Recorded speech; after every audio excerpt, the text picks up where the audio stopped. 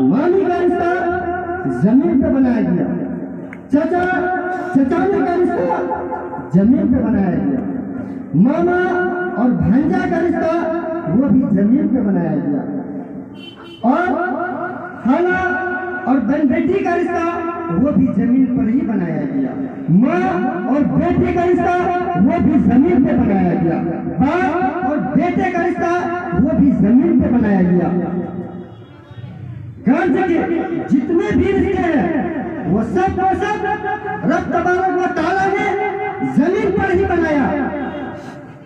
और निकाह में ऐसी अनमोल है, निकाह एक ऐसा पैगाम है जिसे रब ने जमीन पे नहीं, फर्श पे नहीं, बल्कि जन्नत में बनाया गया।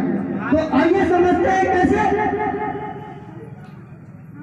जब निकाह रब ने जन्नत में बनाया तो सबसे पहले हजरत आदम अलैहिस्सलाम के पुतले को तैयार किया गया, और पुतला तैयार करने के बाद उसमें रूह डाल गए। रूह डालने के बाद हुक्म हुआ आदम को जन्नत में चले जाए। हजरत आदम अलैहिस्सलाम जन्नत में सैर कर रहे हैं। जन्नत यहाँ एक तरह की अजीज ले और हर एक चीज की मुलाजा कर रहे हैं।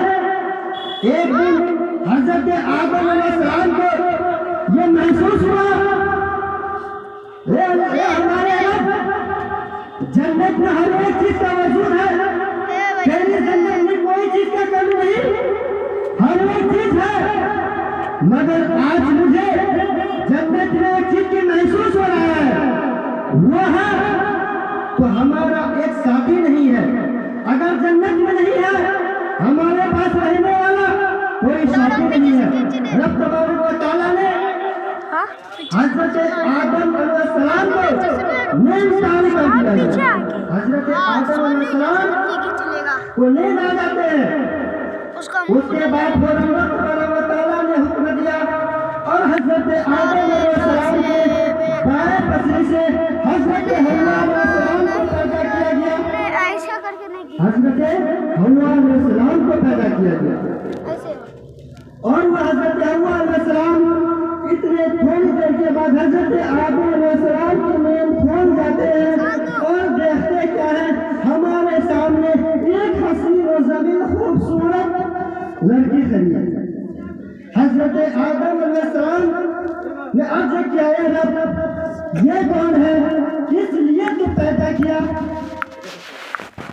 रब फरमाता, आदम ये औरत जो जिसका तुम महसूस कर रहा था, तुम्हारे पास एक जीवन साथी होना चाहिए, मैंने तुम्हारे लिए ही बनाया है, इसलिए ये तुम्हारा है। हजरत आदम अलैहिस्सलाम ये कहने लगे, हमारे रब जब ये हमारे लिए है तो मैं इसकी गिरबान को पकड़ना चाहता हूँ, मैं इसे छूना चाहता हूँ, मैं इसे टच करना चाहता हूँ। हुक्म इलाही होता, आदम ऐसे नहीं, पहले निकाह करो, निकाह। हजरत आदम के लिए हजरत हव्वा अलैहिस्सलाम को बनाया गया और बाएं पसली से पैदा किया गया और उन्हीं के लिए।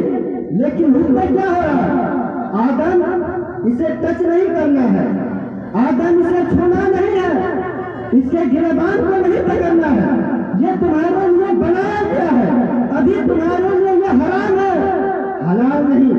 हलाल करने के लिए सबसे पहले इससे पहले तुम निकाह करो, और निकाह करने के बाद मोहर अदा करो।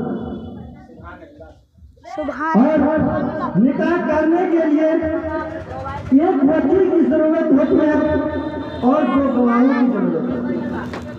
अगर एक वकालत 2 गवाह नहीं होते निकाह, पता क्या चला, 2 गवाह एक वकील होना जरूरी है। तो हजरत आदम अलैहिस्सलाम का निकाह जन्नत में हो गया, और हजरत आदम अलैहिस्सलाम जब निकाह कर लिए अब उसे छूने के लिए जा रहे हैं, टच करने के लिए जा रहे हैं, फिर हुक्म इलाही हुआ, आदम अभी निकाह हुआ है, अभी 1.5 बाकी है, इसका तुम बेमोहर अदा करो। आदम अलैहिस्सलाम कहने लगे, ये हमारे रब, जन्नत में हमारे पास देने के लिए कुछ नहीं है, मैं इसे क्या दूं? हुक्म हुआ, आदम तुम उसे जन्नत में कुछ दे नहीं सकते, इसलिए अगर तुम अपना बेमोहर अदा करना चाहते हो, कम कर दे यहाँ।